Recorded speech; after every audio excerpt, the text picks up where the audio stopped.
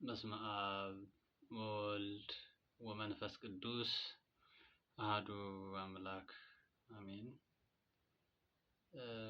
ውድ የኢትዮጵያ ኦርቶዶክስ ተዋሕዶ ቤተክርስቲያን ተከታዮች እንዲሁም የዜና ሕይወት ሚዲያ ቤተሰቦች በሀገር ውስጥም ከሀገር ውጭም ያላችሁ ሁላችሁም በኃያሉ በልዑል እግዚአብሔር ስም ሰላም እላችኋለሁ። እንደምን ሰነበታችሁ? እንደምን ዋላችሁ? እንደምን ቆያችሁ? አሜን። የአባቶቻችን የአብርሃም፣ የይስሐቅ፣ የያዕቆብ የሌሎችም ሁሉ የቅዱሳን አባቶቻችን አምላክ የእኛም አምላካችን እስከዚህች ዕለት እስከዚህ ሰዓት በቸርነቱ በመገቦቱ ሳይለየን ጠብቆ ስላደረሰን ምስጋና ለእርሱ ይድረሰው። እንዲሁም በእናትነቷ በአማላጅነቷ የማትለየን የእናትነት ፍቅሯ የጸናልን ስሟን ሳንጠራት የማንውል የእናታችን የንጽሕተ ንጹሐን የቅድስተ ቅዱሳን የድንግል ማርያም ስሟን ከልጇ ከወዳጇ ጋር የተመሰገነ ይሆንልን። ሌሎችም ቅዱሳን በተሰጣቸው ጸጋ ምድራ ምስጋና ይድረሳቸው። እንግዲህ እንዲህ እያልን ዘመነ ጽጌን በማሕሌት በስብከት የእመቤታችን መሰደድ እያየን ቆይተናል። አሁን ደግሞ እንደ እግዚአብሔር መልካም ፈቃድ ወደ ቁስቋም እየደረስን ነው። ለዚህ ያደረሰን የአባቶቻችን አምላክ እግዚአብሔር ስሙ የተመሰገነ ይሁን። እንኳን ለበዓለ ቁስቋም ለደብረ ቁስቋም በዓል በሰላም አደረሳችሁ እያልኩኝ እንግዲህ ደብረ ቁስቋም በእውነት የአርያም ንግሥት የፍጥረታት ሁሉ እመቤት ድንግል ማርያም የባሕርይ አምላክ ልጇን ኢየሱስ ክርስቶስን አዝላ ወደ ምድረ ግብፅ ወርዳለች፣ ተሰዳለች። ልጇን አዝላ እመቤታችን ቅድስት ድንግል ማርያም እንደተሰደደችም በቅዱስ ማቴዎስ ወንጌል ምዕራፍ 2 ተራ ቁጥር 18 ጀምሮ ያለውን ስናነብ አይተናል ማለት ነው። ጌታችን በተወለደ በ2 ዓመቱ የጥበብ ሰዎች እንግዲህ ከተራ ቁጥር 1 እስከ 18 ያለውን ስናነብ የጥበብ ሰዎች ወይም ሰብአ ሰገል የተባሉት ሰዎች በሚገርም ሁኔታ ጌታችን ኢየሱስ ክርስቶስ የሰማይና የምድር ጌታ እንደተወለደ ሰምተው ለሱ እጅ መንሻ ሊገብሩ ወርቃቸውን ይዘው ወደዚያ እንደወጡ ይነግረናል ማለት ነው። እና እነሱም በዛው ሄደው አልቀሩ። እንግዲህ የጥበብ ሰዎች ሰብአ ሰገል ወደ ቤተልሔም መጥተው ሰግደውለት ወርቁን፣ ዕጣኑን፣ ከርቤውን ሁሉ ገበሩለት። ንጉሥ ተወልዷል መባሉንም የሰማ ሄሮድስ 144,000 ሕፃናትን ሲፈጅ በቅዱስ ገብርኤል ትእዛዝ እመቤታችን ቅድስት ድንግል ማርያም አምላክን ልጇን አዝላ በአንዲት አህያ ጥቂት ስንቅ ቋጥራ ከዮሴፍና ከሰሎሜ ጋራ ስደትን ወጣች። ይሄ እንግዲህ የሚያሳየን የእመቤታችን መሰደድ የእመቤታችን ስንቋን ጭና መውጣት በቅዱስ ገብርኤል ትእዛዝ ነው።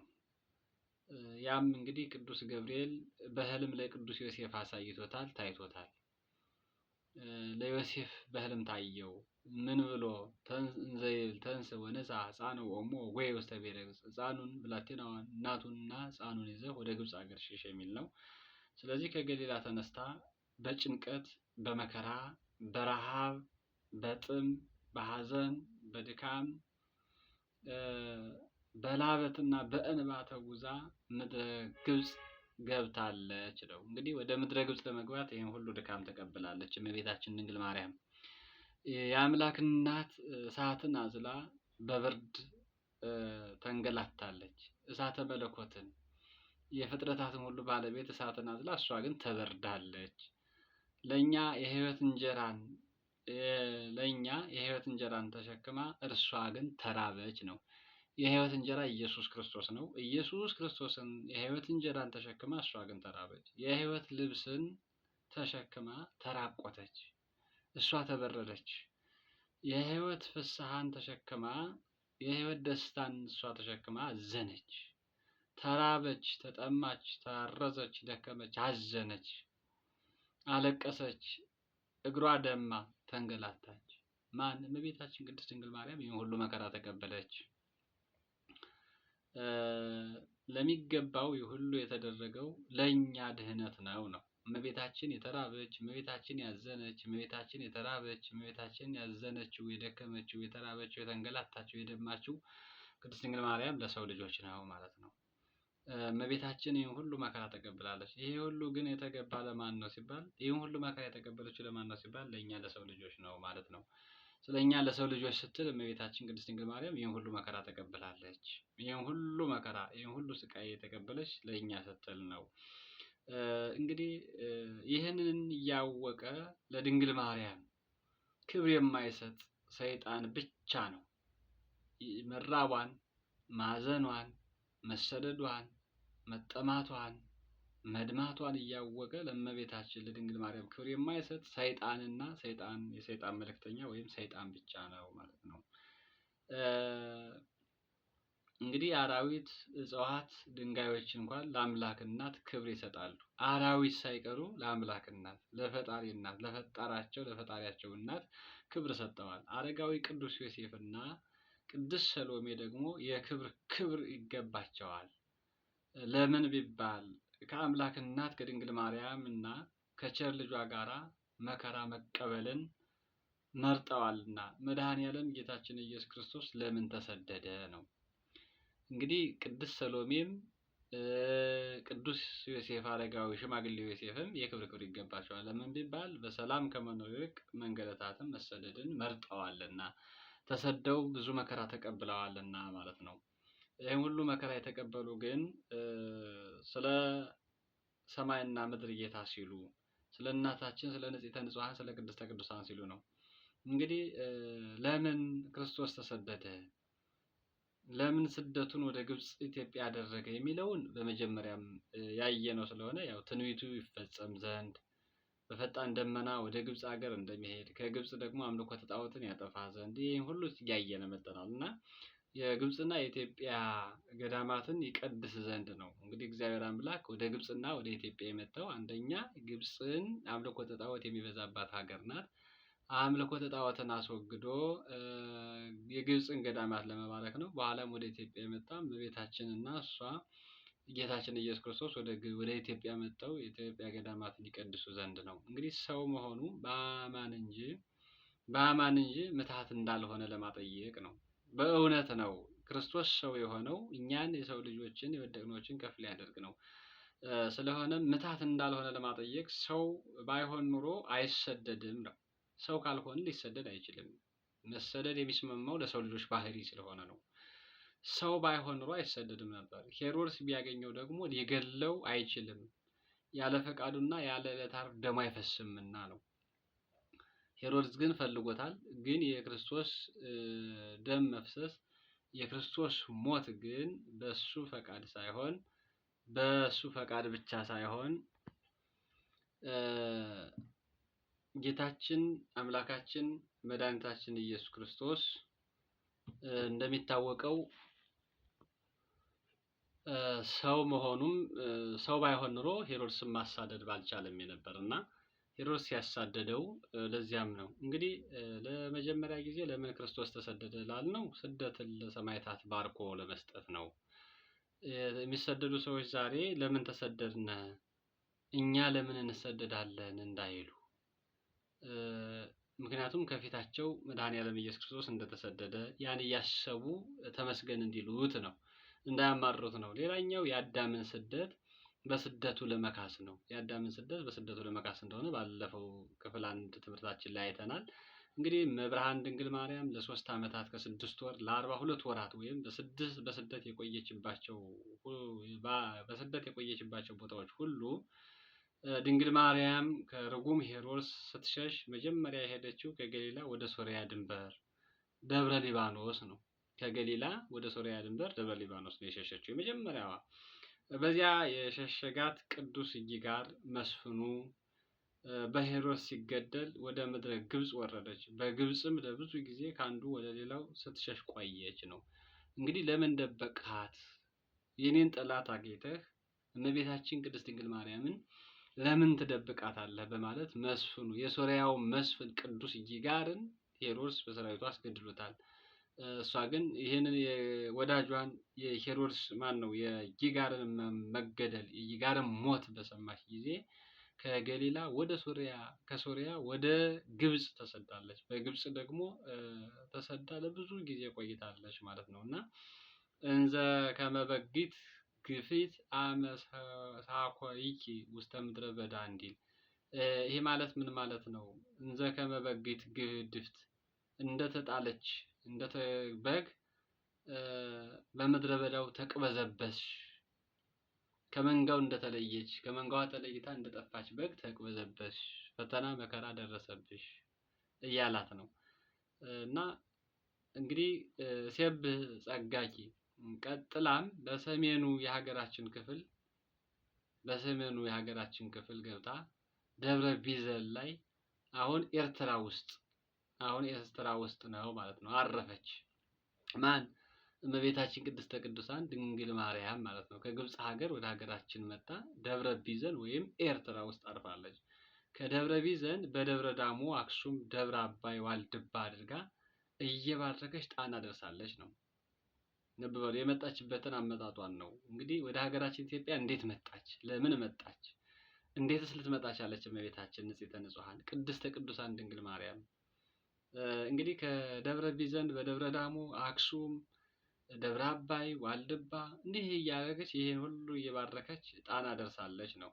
በጣና ገዳማት በተለይ በጣና ቂርቆስ ለመቶ ቀናት ቆይታ 110 ቀን እንደቆየች ለመቶ ቀናት ቆይታ ቀጥታ በጎጃም ወደ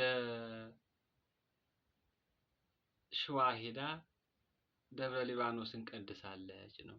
የአባታችን የጻድቁን የታላቁን የአዲስ ሐዋርያ የተክለ ሃይማኖትን ገዳም ቀድሳለች፣ ባርካለች። ስለዚህ 90ው ቀን እንደሚታወቀው 3 ወር ነው። እንግዲህ 3 ወር ከ10 ቀን ነው የቆየችው። ለመቶ ቀናት ያህል ነው የቆየችው። ይቅርታ ለመቶ ቀናት ያህል በዚያው በጣና ቂርቆስ ቆይታለች። ከጣና ቂርቆስ ደግሞ ተነስታ በጎጃም ወደ ሸዋ ሄዳ ደብረ ሊባኖስ ቀድሳለች። ቀጥላም እስከ ደብረ ወገግና ደብረ ሀዘሎ የሚባሉ ወደ ምስራቁ ሀገር በአፋርና እንዲሁም ደግሞ በኦሮሚያ ክልል ድንበር ላይ የሚገኙ ገዳማት ናቸው። እነዚህ ወደ ጅቡቲ መስመር ማለት ነው። ስለሆነም እመቤታችን ቅድስት ድንግል ማርያም ደብረ ሀዘሎ ደርሳለች። በእግሯ ያልደረሰችባቸውን የሀገራችን ክፍሎች በደመና ተጭና አይታ ባርካቸዋለች ነው። እመቤታችን ያልባረከችው ክፍል የለም በኢትዮጵያ። በእግሯ የደረሰችበትን በእግሯ ደርሳለች። በእግሯ ያልደረሰችበትን ደግሞ በደመና ተጭና ሁሉንም ክፍለ ሀገር አይታለች ማለት ነው እና መባየት ብቻ አይደለም ባርከዋለች። እንግዲህ በልጇም በአስራትነት ተቀብላለች። ሄሮድስ መሞቱን መልአከ ብስራት ቅዱስ ገብርኤል የነገራትም እዚሁ ኢትዮጵያ ውስጥ መሆኑን ትውፊት ያሳየናል ነው። የሚገርም ነው። እመቤታችን ድንግል ማርያም ወደ ሀገራችን ኢትዮጵያ ስትመጣ የኢትዮጵያ ሰዎች ደጎች ነበሩና እንዳሁኑ ሳይሆኑ እንግዳ ተቀባይ እንግዳ አክባሪ ነበሩና እግሯን እያጠቡ በረከቷን ፈልገው ብዙ ስራዎችን ሰርተው ነበርና እመቤታችን ቅድስት ድንግል ማርያም ልጇን ለምነዋለች። ይችን ሀገር ለቅቄ አልሄድ፣ አይ ይችን ሀገርስ ትለቂያለሽ፣ ነገር ግን ሀገሪቱን ስለወደድሻት በእንግድነት ስለተቀመጥሽባት ስለባረክሻት እንደገናም ደግሞ ምዕመናኑ ደጋግ ስለሆኑ አስራት አድርጌ ሰጥቼሻለሁ ብለው ሰጧታልና በዚህ ያለች ነው የሄሮድስን የጠላታቸውን ሞት የሰማቸው ማለት ነው።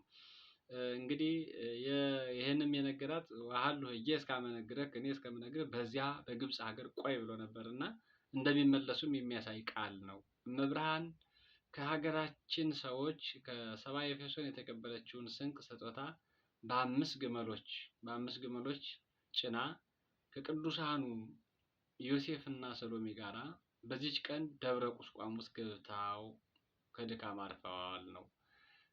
እንግዲህ ዛሬ በእውነት የሚታወቀው ደብረ ቁስቋም የገቡበት ወደ ደብረ ቁስቋም ገብተው ከድካም ያረፉበት፣ ወደ ሀገራቸው ወደ እስራኤል ሲመለሱ ደብረ ቁስቋም ላይ አርፈዋል ማለት ነው። ከኢትዮጵያ ወደ ግብጽ፣ ከግብጽ ወደ ደብረ ቁስቋም፣ ደብረ ቁስቋም ላይ ደግሞ አርፈዋል። የጠላታቸውን የገዳዩን ሞት የሰሙበት። ገዳይ ይሞታል፣ ገዳይ ኃይል ይደክማል፣ ገዳዩ ሞቷል የሚል ድምፅ ሰምተው ወደ ሀገራቸው እስራኤል ሲመለሱ ደብረ ቁስቋም ላይ አርፈዋል። ደብረ ቁስቋምን ደግሞ ዛሬ በታላቅ ክብርን እናከብረዋለን። ለምን? ከድካም ያረፉበት፣ እመቤታችን የባረከችው፣ ልጇ ኢየሱስ ክርስቶስ የቀደሰው ታላቅ ገዳም ነው፣ ግብጽ ውስጥ ያለ ማለት ነው። እንግዲህ በዚህ ቀን ደብረ ቁስቋም ውስጥ ገብተው ከድካም አርፈዋል። ሐሴትንም ደስታንም አድርገዋል። ዳግመኛም ከክርስቶስ ስደት 400 ዓመታት በኋላ በዚች ቀን የግብጿ ደብረ ቁስቋም ታንጻ ተቀድሳለች። የቅዱሳን ማደሪያም ሆናለች ነው። ከክርስቶስ ስደት በኋላ 400 ዓመት በኋላ እንደገና ደብረ ቁስቋም ቤተክርስቲያን ተሰርቶባት፣ ገዳም ተገድሞባት፣ ምዕመናን ተሰባስበውባት ባርካ የተቀደሰችበትም ቀን እንደሆነ ይታወቃል። ይህስ እንደምን ነው ቢሉ እንግዲህ ለስም አጠራሩ ጌትነት ይሁንና መድኃኒታችን ኢየሱስ ክርስቶስ በ390ዎቹ አካባቢ ድንግልናቱን እናቱ ድንግልን ወይም ድንግል እናቱን ቅዱሳን ሐዋርያትን፣ አእላፍ መላእክትን፣ ጻድቃን ሰማዕታትን አስከትሎ ወረደ። የወቅቱ የግብጽ ፓትርያርክ ቅዱስ ቴዎፍሎስ እና ሊቁ ቅዱስ ቄርሎስ ቤተ ክርስቲያኑን አንጸው ሕዝቡን ሁሉ ሰብስበው ይጠብቁት ነበርና ወርዶ ቀድሶላቸው ታላቅ ደስታ ሆኗል። ስደቷን መሳተፍን ሽተው አበው እማሃሎኩ በጉየቱ ውእተ መዋዕለ እንተመነይኩ ኪያሁ በዘባኔ ሀዚለ ወበልሳኔ እልሃስ ዘአይጋሪሁ ጸበለ ወከመ አይርፍ ምስሌሁ በትረ ዮሴፍ ሀበተ ተክለ። እንግዲህ ለወልደ ማርያም በሐጸ ፍቅሩ ልቡናየ ቆስለ እያሉ በዚህ በሰቆቃወ ድንግል እኛም እመብርሃንን ልንሻት ያስፈልገናል። ይህ ቀን ለእኛ ለክርስቲያኖች ሁሉ እጅግ የደስታ ቀን ነውና ሐሴትን እናድርግ። የሰማይና የምድር ጌታ ለእኛ ሲል ካደረገው ስደቱ በዚች ቀን ተመልሶልናል ነው። ለእኛ ሲል ከተሰደደው ስደቱ በዚች ቀን ተመልሶልናል። የእስራኤል ከግብጽ የመውጣት ወደ ሀገራቸው የመመለስ ምሳሌ፣ ይልቁንም ደግሞ ነፍሳት ከሲኦል ወደ ገነት የመመለሳቸው ምሳሌ ሆኖም ይጠቀሳል። በዚች ቀን ተመልሷል። ስደቷን አስበን ከሀዘን መመለሷን አስበን ደስ ልንሰኝ ይገባል። እመቤታችን በሰላም ተመልሳለች። አብርሄ አብርሄ ናዝሬት ሀገሩ ንጉሥኪ በዛ ዘምስለ ማርያም ምጾሩ። አብርሄ አብርሄ ናዝሬት ሀገሩ ናዝሬት ሆይ አብሪ በብርሃን ተመሪ። ንጉሥኪ በጽሐ ዘምስለ ማርያም ከእናቱ ከተሸከመችው ከቤተ መቅደሱ ከእመቤታችን ጋር ሆኖ ወደ አንቺ ተመልሷልና እያሉ ሊቃውንት ያመሰግኗታል። እና በእውነት ለመናገር ገዳይ ይሞታል፣ አሳዳጅም ይጠፋል። ገዳዩ ሙቷል። ገዳዩ ሄሮድስ ተወግዷል። ወደ ሀገርህ ወደ እስራኤል ሕፃኑንና እናቱን ይዘህ ና ተመለስ የሚል ድምፅ ሰምተዋል። ይሄ የደስታ ድምፅ ነው። ስለዚህ ሁላችንም ዛሬ ቁስቋምን ስናከብር በደስታ እንደሆነ ሁላችንም ደስ እያለን እንደምናከብር ግልጽ ነው ማለት ነው። ለምን? የእመቤታችንን መመለስ የእኛ መመለስ እንደሆነ፣ የእመቤታችን መሰደድ የእኛ ስደት እንደነበረ አስበን አዝነናል፣ አልቅሰናል። አሁን ደግሞ የእመቤታችን መመለስ የእኛ መመለስ ነውና የሰማይና የምድር ጌታ ለእኛ ሲል ከተሰደደ በኋላ የእኛን ስደት ተሰዶ እሱ እኛን ወደ ቀደመ ቦታችን ወደ ቀደመ ማዕረጋችን መልሶናልና ስለዚህ ወደ ቀደመ ማዕረግ የሰው ልጅን የመልስ ዘንድ ክርስቶስ ተሰዷል። ሰማይ ዙፋኑ ምድር እግሩ መረገጫ ስትሆን ለሰው ልጆች ሲል ከመንበሩ ወርዶ ሰው ሆኖ የወደቀውን አዳምን አንስቶ የአዳምን ስደት ተሰዶ የሰው ልጆች ሁሉ ማዳን ችሏልና በዚች ቀን የመልአኩ የቅዱስ ገብርኤል ድምፅ ተሰምቷቸዋል። ምን የሚል? ጠላትህ ሄሮድስ የሕፃኑን ነፍስ የሚፈልጉት ሙተዋል አለ። ሄሮድስ ሙቷል።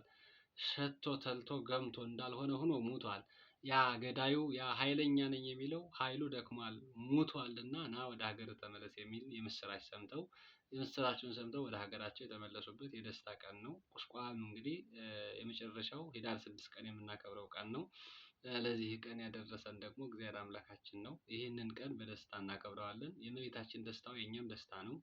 የጌታችን የኢየሱስ ክርስቶስ መመለስ የእኛም ከኃጢአት ወደ ሕይወት ከሞት ወደ ውርድ ወደ ክብር የምንመለስበት ቀን መሆኑን ሳንረሳ ይህንን ቀን በደስታ እናከብረዋለን። እመቤታችን ያረፈችበት፣ እመቤታችን ደስታን ያገኘችበት ቀን ነው። እኛም በደስታ እንድንኖር እግዚአብሔር አምላክ መልካም ፈቃድ ይሆንልን። የዜና ሕይወት ሚዲያ ቤተሰቦች እስከ መጨረሻው እንድታዳምጡት ጋብዛችኋለሁ። የደብረ ቁስቋም የእመቤታችንና የቅድስት ድንግል ማርያም ረድኤት በረከት በሁላችን ላይ ይደር። የእሷ መደሰት የኛም ደስታችን ነው። እስከ መጨረሻው ድረስ አዳምጣችሁ ቤተሰብ የሆናችሁ ሼር፣ ላይክ እንድታደርጉ፣ ቤተሰብ ያልሆናችሁ ደግሞ ሰብስክራይብ እያደረጋችሁ ቤተሰብ እንድትሆኑ በእመቤታችን ስም ጋብዛችኋለሁ። ይህንን እስከ መጨረሻው እንድታዳምጡት ይቆየን። ወስብሐት ለእግዚአብሔር ወለወላዲቱ ድንግል ወለመስቀሉ ክቡር።